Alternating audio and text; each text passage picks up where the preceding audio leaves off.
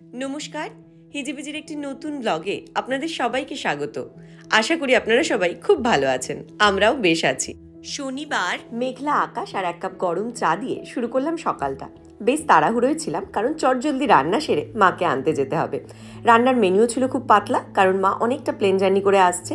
পাতলা আমডাল, শুকনো লঙ্কা ভাজা দিয়ে একটুখানি আলু ভাতে মাখা, আর তার সাথে একটা ডিম দই। এই ডিম দইটা আমার খুব ইজি রেসিপি মনে হয়, যেটা রিচও হয় না, যেহেতু পেঁয়াজ রসুন পড়ে না। তবে আর এক কাণ্ড করলাম, ডিমের খোসা আর সবজির খোসাগুলো একসাথে করে ফেলেছিলাম।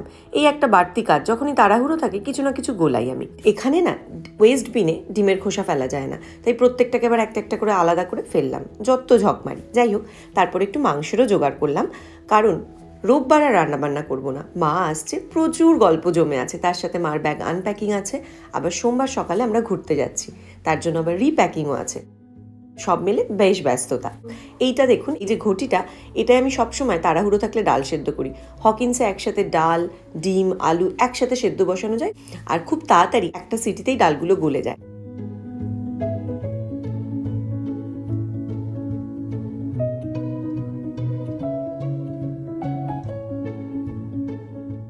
আপনাদের সাথে একটু ডিমের রেসিপিটা শেয়ার করব। এটা বড্ড চটজলদি হয়ে যায়।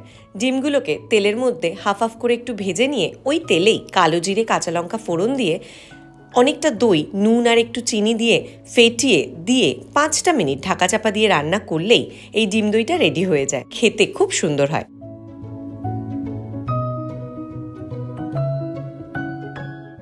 যাই হোক, তারপর তো আমি মাংসটাও করে নিলাম। আমি সাধারণত হকিন্সে মাংসরা দিই, মেরে কেটে 5 থেকে 10 মিনিট লাগে, কিন্তু মা এখানকার মাংসে একটু গন্ধ পায়, তাই মাংসগুলো ভেজে, আলুগুলোকে এয়ার ফ্রায়ারে ভেজে তারপর মাংসটা রাঁধলাম। আলু ভাতেটাও মেখে রেখে গেছিলাম। রান্না বান্না সেরে আমরা একদম রেডি মাকে আনতে যাওয়ার জন্য। কোথায় যাচ্ছ আগে বলে দাও। বাবা বলেছে বাজার ছেড়া, তারপরে আমি বলেছি বিবিল করে কাছাড়ি যেতে রইলা। ঠিক বলেছো, একদম ঠিক, কিন্তু যাচ্ছটা কোথায়? টিয়াকে আনতে। একটা জরুরি কথা আপনাদের সাথে শেয়ার করি।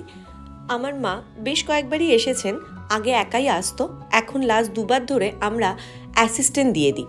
মার একটা হাঁটুর সমস্যা আছে, আর দুবাই এয়ারপোর্টটা বেশ খটোমটো, আর আমাদের চেঞ্জের সময়টা বেশ দৌড়াদৌড়ি করতে হয়, যেটা ওই হাঁটু নিয়ে মার পক্ষে করা খুব সমস্যা। আর এই অ্যাসিস্ট্যান্ট থাকলে একদম কলকাতা এয়ারপোর্ট থেকে ওরা অ্যাক্সেসেবল চেয়ারে করে প্লেনে তোলা, মাঝে ট্রানজিট করানো, অ্যান্ড এখানেও দেখুন একদম চেয়ারে করে আমাদের হাতে দিয়ে যায়।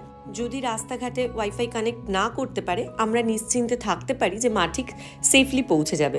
বাড়িতে কোনো বড় মানুষরা আপনাদেরও এলে আপনারা সবসময় ফ্লাইটের ওই অপশানটা সিলেক্ট করে দিতে পারেন। আর একজনের আনন্দের চোট দেখুন, কিন্তু মাকে দেখে প্রথমে একটু ভেবলে গেছিল।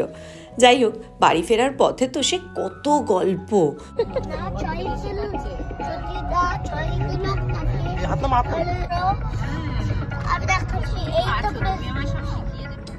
খেতে দাও দিয়াকে, আগে আগে খেতে দে বাবা। আমার খিদে পেয়েছে, দিয়ার পেয়েছে না খেয়ে। আচ্ছা ঠিক আছে, খেয়ে তারপর খেয়ে খুলে দেবে। না খেয়ে দিয়ার শক্তিই নেই। দিয়ার লকের নাম্বার, দিয়া শোন না, লকের নাম্বার ভুলে গেছে। ওরকম টানলে খোলে না, ওটা লক আছে, ওটা লক আছে নিচে, ভেঙে যাবে আর খুলবে না জীবনে। ওখানে লকের নাম্বারটা দিয়া না খেলে মনে পড়বে না দিয়ার। ব্যাগটা খোলার চেষ্টা করে লাভ নেই। বাড়ি ফিরে তার 1 মিনিট তর্স হয় না, তাকে তখনই দিয়ার ব্যাগ খুলে গিফটগুলো বের করতে হবে। মামা, ঠাম্মি, দাদু, ওদিকে পিসি সবাই তো গিফট পাঠিয়েছে, সবার কাছে প্রচুর বায়নাও হয়েছে, তো সেই জিনিসগুলোকে তাকে বুঝে নিতে হবে। কি কাণ্ড, মাকে সে খেতে দেয় না, জামা কাপড় চেঞ্জ করতে দেয় না, টিকটিকি লজেন্স, প্রথম স্কুল ব্যাগ, এদিকে আবার আর এক কাণ্ড হচ্ছে, ফুটবল সবে খেলতে ভর্তি হয়েছে, কিন্তু তার জন্য সে এত ফুটবলের আয়োজন। ঠাম্মি পাঠিয়েছে বল, মামা সব ফুটবলের জার্সি ফার্সি সব কিছু পাঠিয়ে দিয়েছে, আর আমাদের বাড়িতে যার যেটা ফুটবল ক্লাব পছন্দ প্রত্যেকটার একটা একটা করে জার্সি। তবে এই জার্সিটা স্পেশালি আমার বাবার জন্য। আমার বাবা প্রচণ্ড ইস্ট বেঙ্গলের ফ্যান ছিলেন। গিফট পাওয়ার আনন্দ আর কি গিফট আছে এটা জানার কৌতূহল মনে হয় আমাদের সবার মধ্যে আজও আছে, কিন্তু বড় হয়ে গেছি তাই প্রকাশ করতে পারি না বলা ভুল, করতে চাই না। ব্লগটি ভালো লাগলে অবশ্যই একটু লাইক করবেন, কমেন্ট করবেন অ্যান্ড শেয়ার করবেন।